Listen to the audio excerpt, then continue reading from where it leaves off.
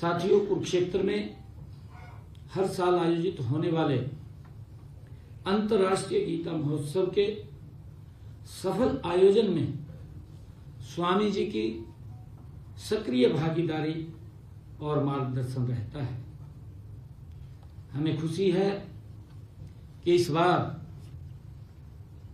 10वां अंतर्राष्ट्रीय गीता जयंती महोत्सव धर्म क्षेत्र कुरुक्षेत्र में 15 नवंबर से शुरू हो रहा है और 5 दिसंबर तक चलेगा।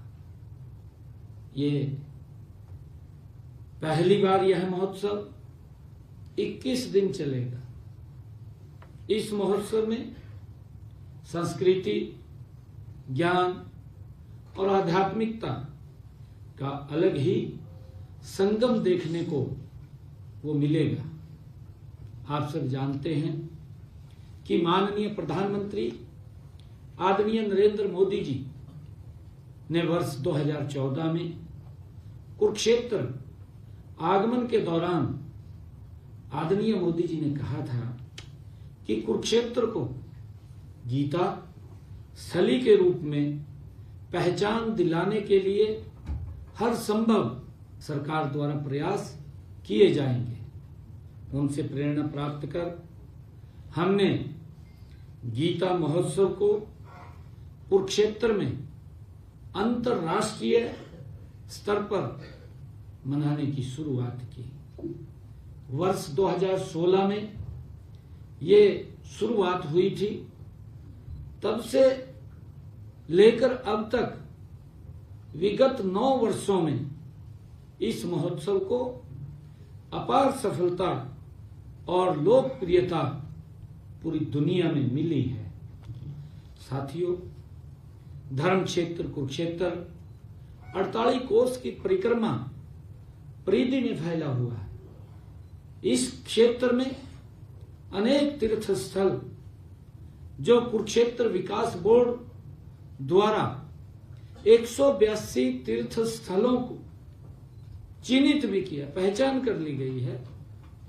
मुझे ये खुशी है कि कुरुक्षेत्र की युद्ध भूमि में मोहग्रस्त अर्जुन को भगवान श्री कृष्ण के मुखारबिंद से श्रीमद् भगवत गीता का जो शाश्वत उपदेश दिया गया था, इस वर्ष इस उपदेश को दिए हुए 5163 वर्ष पूरे हो गए हैं। साथियों, यह महोत्सव भारत देश की सीमाओं से बाहर विदेशों में भी मनाया जाने लगा है। साथियों, पहली बार वर्ष 2019 में यह महोत्सव देश के बाहर मॉरिशस तथा लंदन में ये मनाया गया। इसके बाद यह यूनाइटेड किंगडम, कनाडा, ऑस्ट्रेलिया और उसके बाद श्रीलंका के बाद इंडोनेशिया में भी गीता जयंती महोत्सव के भव्य कार्यक्रम आयोजित किए गए।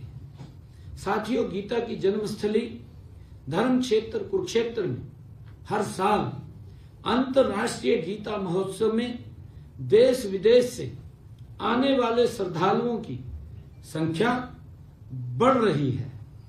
मुझे खुशी है, इसीलिए हर साल प्रबंध भी व्यापक स्तर पर किए जाते हैं।